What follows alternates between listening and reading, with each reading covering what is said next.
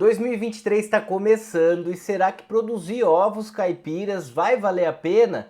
Como fica a questão dos insumos, preço do milho, preço do farelo de soja que está lá em cima? Como é que a gente vai trabalhar para gerar lucro com a criação? É isso que a gente vai falar no vídeo de hoje. Eu vou ajudar você a entender melhor quais os caminhos, se vale a pena ou não o investimento. E se você ainda não me conhece, eu sou o professor César, sejam muito bem-vindos à Escola de Avicultores. E para quem acompanha o nosso trabalho, eu queria deixar o meu agradecimento, gratidão, muito obrigado pela parceria, por esse ano de 2022, pela confiança no nosso trabalho e dizer que 2023 a escola está cheia de novidades, continuamos a nossa trajetória cheio de conteúdo para levar você a outro nível, outro patamar e lucrar mais sempre com a produção de ovos em sistemas caipiras. Mas para a gente começar a nossa discussão de hoje, eu quero chamar a atenção para dois eixos de análise. Vamos discutir de dois pontos de vista principais, que inclusive a gente nos últimos dois vídeos acabou de falar sobre isso, sobre análise de viabilidade econômica. Eu trouxe alguns custos para vocês, uma análise se vale a pena ou não o investimento. Agora vamos olhar de uma esfera mais macro, da questão econômica, política brasileira, como é que ficam os custos, vale a pena ou não o investimento com relação a custos de insumos, as matérias-primas da produção. E depois, é claro, olhar para a demanda e venda. A questão da comercialização, tem demanda? Como é que é isso? Será que tem consumidor para poder pagar o que eu espero do meu produto? É isso que a gente vai começar a fazer a discussão e, é claro, pelo milho. Não posso deixar de trazer a parte de custos de produção, custo de matéria-prima e, claro, em primeiro lugar, o milho. Porque o milho é o principal componente da ração, é o principal componente do sistema de produção. É o que mais tem volume em nível de quantidade, com certeza, que entra dentro da criação. É o milho, então a gente precisa começar com ele. Falar sobre o milho é importante fazer uma trajetória histórica, fazer tendência de mercado futuro, falar como vai ser lá na frente, é ter bola de cristal. Ninguém que tem projeções absolutas do futuro está falando a verdade, porque não existe a verdade absoluta, tudo pode acontecer. Como acabamos de passar por uma pandemia que ninguém esperava e todo mundo que projetou qualquer coisa se equivocou. É claro, esperamos e não vamos passar por uma nova pandemia, mas o mercado ele muda bastante. Estamos ainda em guerra lá na Ucrânia, Rússia, enfim, a gente tem várias coisas que não são da nossa capacidade de análise, que acontecem e vão moldar o que vai acontecer lá na frente. Mas o que é interessante de analisar nesse sentido é o passado.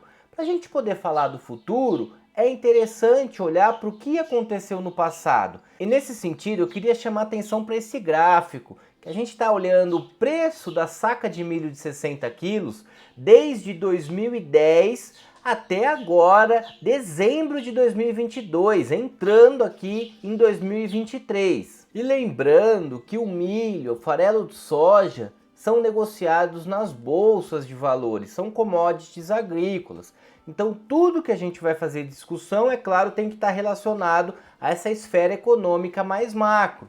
E de qualquer forma, se a gente olhar nesse gráfico do custo do milho nos últimos 12 anos aqui, o que é interessante é que a gente tem altos e baixos. A gente tem momentos em que o milho está estabilizado, depois ele dá uma guinada para cima. Crise de 2016, por exemplo, olha para onde chegou o preço do milho. Depois ele voltou para patamares até menores do que ele estava anteriormente. Depois começando uma guinada de subida e aí chegou a pandemia. E a pandemia estragou tudo aqui, jogou o preço das commodities lá para cima. O milho teve um aumento mais de 100%. Foi uma coisa surreal que aconteceu nos custos dos insumos. Mas o que eu queria chamar a atenção nesse momento é o momento que a gente está vivendo, esse efeito caranguejo que a gente brinca. Está andando de lado. O milho teve essa subida estratosférica, ficou em patamares elevados e agora ele está com uma tendência de estabilização, de queda. Ele está ali andando, ele deu uma quedinha, só que ainda agora está andando de lado. Não tem projeções de ele ter uma queda significativa, de descer essa curva aí como ela subiu. E quem pode dizer melhor isso, inclusive pensando em projeções de futuro, que o pessoal gosta de tentar achar o que vai acontecer, e eu já prefiro fazer análises prévias e análises, por exemplo, da Bolsa de Valores. Como a gente viu, a Bolsa de Valores é que rege os preços. É claro que rege os preços é tudo que acontece no mundo. A guerra, agora, recentemente, no começo do ano, a China voltou a abrir o mercado, ela estava parada de novo por conta do Covid, a demanda dela começou a aumentar bastante, então começou um aumento expressivo no valor das commodities, porque a demanda começou a aumentar muito de novo, muito puxado pela China. Mas de qualquer forma, se a gente olhar nessa tabelinha, que é da BMF, é da nossa bolsa aqui do Brasil, a B3, dentro da B3, por isso que é B3, porque tem a BMF, a Bolsa de Mercados e Futuros, onde é negociado o milho lá na frente. Então eu compro hoje o milho, só que eu compro ele para julho, para setembro. É o mercado futuro do milho. E ele diz muito sobre o que vai acontecer lá na frente, porque os investidores eles são muito espertos. Eles têm já a dinâmica de tudo que vai acontecer. A bolsa, ela sempre precifica antes. Então é muito maluco isso. Quando vai acontecer alguma coisa, a bolsa já precificou muito antes, né? Eles dominam tudo ali. Então olhar para futuro de commodities e tentar fazer algumas projeções é olhar como ele está sendo negociado hoje, mais para o futuro, na nossa bolsa. E olhando para a bolsa, em janeiro de 2023, estamos falando da saca em R$ 88,29. Só que em março, final do primeiro semestre de 2023, as projeções é de um aumento nessa saca de milho, chegando aí até R$ 93. Inclusive isso toda hora muda, se você for consultar a B3 agora, pode ter dado uma alterada nesse valor, mas ele está sempre navegando nessa casa de R$ 91 a R$ 93 entre março e maio. Então, pensando no custo do milho, as projeções futuras, tudo mostra, tem uma tendência de aumento do que a gente está vivendo agora no começo do ano. É uma tendência de crescer esse preço até maio, junho. Só que no segundo semestre a coisa muda de figura, começa de novo a ter uma diminuição dos preços. Então a gente tem aí uma volta praticamente para o que a gente está vendo hoje, R$ 88,80 sendo negociado para setembro de 2023. Então é claro que isso pode acontecer muita coisa ainda, não dá para a gente saber como vai estar os valores em setembro de 2023, mas olhando para as negociações da Bolsa de Valores, dá para a gente traçar uma prerrogativa de que o valor do milho vai continuar andando de lado. A gente não vai ter uma queda expressiva lá para baixo, pensando que em setembro ele vai estar sendo negociado, hoje ele já está sendo negociado para setembro de 2023 no preço de hoje. Assim como o farelo de soja também mostra a mesma coisa. O gráfico do farelo de soja é muito parecido com o do milho, aumento expressivo do valor na pandemia, subiu lá para cima, teve aí uma lateralização, tivemos uma queda no fim do ano de 2022, uma queda considerável até, e agora ele está andando de lado. E se a gente olhar nas projeções da bolsa, acontece a mesma coisa. Aqui em dólares, inclusive até o milho tem que ser olhado em dólar. Eu, na minha tese de doutorado, trouxe os valores em reais, apanhei lá da banca, porque realmente a gente tem que negociar, tem que falar dos valores em dólar, porque é como eles são negociados. Se a gente olhar aqui o dólar, o preço da saca da soja em grão, para 2023, ele tem o mesmo comportamento que a gente acabou de olhar para o milho. Dá uma subidinha, dá uma baixadinha, mas ele vai navegar, tá navegando aí, temos projeção até julho de 2023, navegando entre 32,8 32,9 dólares a saca de 60 quilos do grão, o que mostra que a gente provavelmente vai andar de novo lateralizado, não vamos ter queda expressiva no valor. Vamos trabalhar com os valores que a gente está assistindo aí durante esses meses que a gente já está vivendo. Então, diante dessa realidade, que a gente já mais ou menos projeta uma manutenção dos preços elevados dos insumos, tudo subiu ultimamente, as embalagens, as pintainhas, toda a matéria-prima, todos os insumos que a gente utiliza no sistema de produção tiveram uma alta muito expressiva. e tudo indica que a gente vai continuar 2023 mantendo esses valores elevados. Mas será que mesmo assim vale a pena o investimento? Para isso a gente tem que olhar para o consumo. Vamos olhar se o consumo de ovos vai seguir uma tendência de alta ou também vai se manter ou até abaixar, diminuir em 2023. E mais uma vez eu queria chamar a atenção para o consumo per capita histórico. Fazer essa análise histórica é muito interessante, principalmente quando a gente olha para o consumo de ovos. Se a gente pegar lá em 2010, era de 148 ovos por habitante aqui no Brasil. Então cada brasileiro em 2010 comia 148 ovos por ano. E olha comigo que isso foi crescendo ano após ano, isso é importante. Traçar perspectiva futura é olhar para o passado. Como se comportou esse consumo de ovo ao longo dos últimos anos, dos últimos 10 anos, quanto mais melhor a gente tiver de número para analisar. E olhando aqui desde 2010 até 2021, a gente tem um aumento ano após ano do consumo per capita do ovo, são recordes de consumo. E ainda não fecharam as estatísticas para 2022, inclusive esse material é da BPA, da Associação Brasileira de Proteína Animal, que faz o relatório anual, atualiza sempre aí. Não fizeram ainda o relatório agora em 2023, começamos o ano agora, referente a 2022, estão fechando as estatísticas, mas tudo indica que o consumo per capita de ovo em 2022 foi de 262 ovos por habitante ano. E olha que conta interessante aqui para a gente ver se vale a pena ou não investir no negócio. Vamos pensar que no Brasil a gente tem 212 milhões. Em 2021, é claro que a gente também ainda não tem a estatística fechada de 2022, 2021, 214 milhões de habitantes no Brasil. Se eu pensar nesse consumo per capita aí, que aumentou de 257 para 262 em 2022, estamos falando num aumento de 5 ovos por habitante. Só que se eu multiplicar esses 5 ovos pelo número de habitantes no Brasil, a gente está falando de um aumento de mais de 1 bilhão de ovos consumidos em 2022. Então esse número é muito interessante. Em 2021 para 2022, a gente teve um aumento de consumo de ovo no Brasil na casa de 1 bilhão de ovos a mais. E a gente, é claro, precisa produzir esse 1 bilhão de ovos a mais por ano de consumo que aconteceu no país.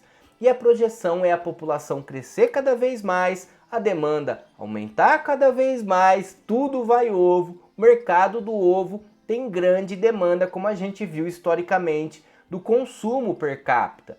E a gente está no mercado do ovo caipira que tem um A mais, um especial, porque ele tem uma demanda a mais. Estamos falando de um nicho de mercado específico, é claro que o brasileiro ainda de maneira geral precisa de preço, ele paga pelo preço, mas já tem um nicho crescente e gigante no nosso país que paga mais por um produto diferenciado, que é o ovo caipira.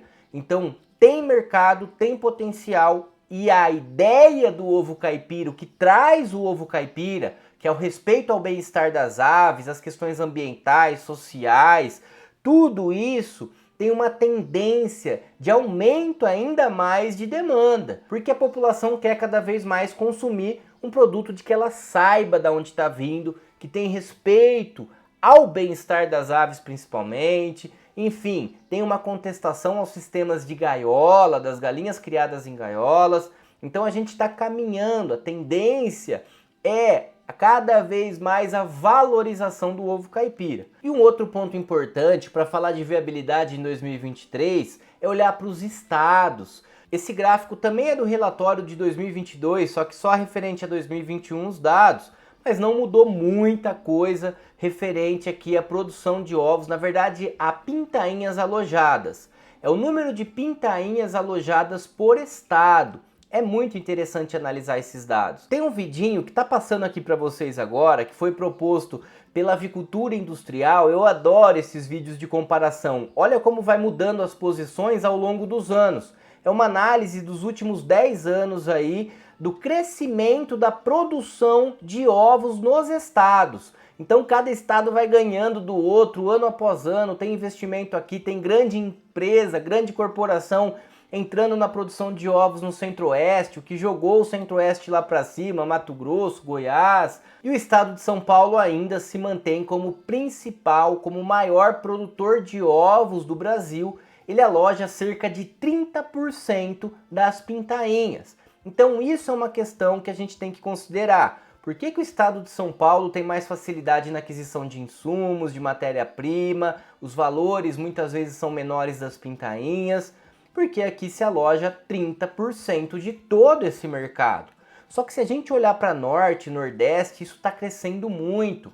O Pará, que até então nunca entrou na estatística, era zero lá atrás, já está alojando 1,21% das pintainhas do Brasil. É bastante coisa se a gente pensar nessa evolução, nesse tempo que foi acontecendo. E com a tecnologia, com a logística, isso está se desenvolvendo, então tem um potencial enorme de muitas regiões ainda entrarem, crescerem. E aqui eu não falo só para o avicultor ficar restrito à produção de ovos, porque tem um mercado potencial enorme de vender ração, de vender as pintainhas, de articular em cooperativas. Então precisa crescer, tem muito campo para crescer. Se a gente pegar estados como a Bahia, é um estado enorme, ele é muito grande. E ele ainda é responsável só por 1,67% do alojamento das pintainhas. Olha o potencial de crescimento da avicultura de postura no estado da Bahia, por exemplo. Então a gente tem muito mercado, muita coisa para acontecer ainda. E uma tendência de crescimento das exportações estratosféricas a partir de 2023. 2022 já foi um ano em que as exportações subiram 60%.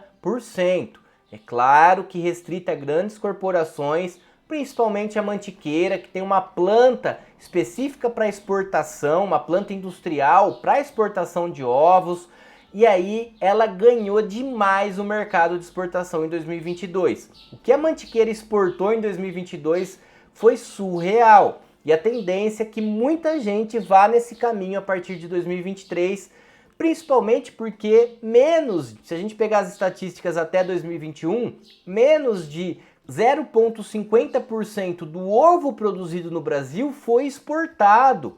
Mais de 99,5% do ovo produzido fica no mercado interno. Então aqui a gente tem um potencial de exportação surreal. Uma exploração para exportar muito grande. E a exportação de ovos in natura. Se a gente vê o que foi exportado nesses últimos anos, no ano de 2021 principalmente, 30,30% é de ovos industrializados. Então a gente está falando aqui de ovo em pó, ovo líquido. Agora, 69,7% é de ovo in natura. Conseguimos exportar quase 70% de todo o volume de exportação em ovos in natura. E vários países, são centenas de países comprando ovos do Brasil. Agora 2022 então explodiu esses números. E a tendência de 2023 também tem um crescimento. Crescendo o aumento aí da demanda do mercado externo, o mercado interno precisa de abastecimento.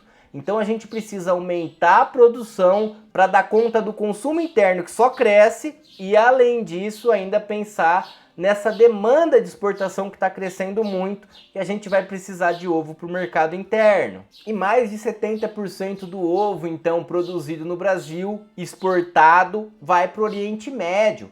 Os Emirados Árabes, o Japão compra muito ovo do Brasil, Catar, teve agora a Copa lá, muita gente comeu ovo brasileiro, Estados Unidos, Omã, enfim, a gente tem um potencial enorme ainda de desenvolvimento e crescimento das exportações de ovos no Brasil. E você que ficou até o final desse vídeo, deixa para mim nos comentários qual a sua percepção de 2023. Será que vale a pena investir na produção de ovos caipiras? Será que é um ano mais cauteloso, que é melhor tirar o pé, não investir agora, investir em conhecimento, estudar, para de repente mais para frente entrar no negócio? Conta para mim nos comentários o que você espera da produção de ovos em 2023. E falando em esperar, nosso próximo vídeo vamos trazer um projeto para 200 poedeiras. Para quem quer começar, vamos falar um pouquinho do que precisa, quais são os elementos que compõem um sistema de produção, uma estrutura para produzir ovos caipiras com 200 poedeiras.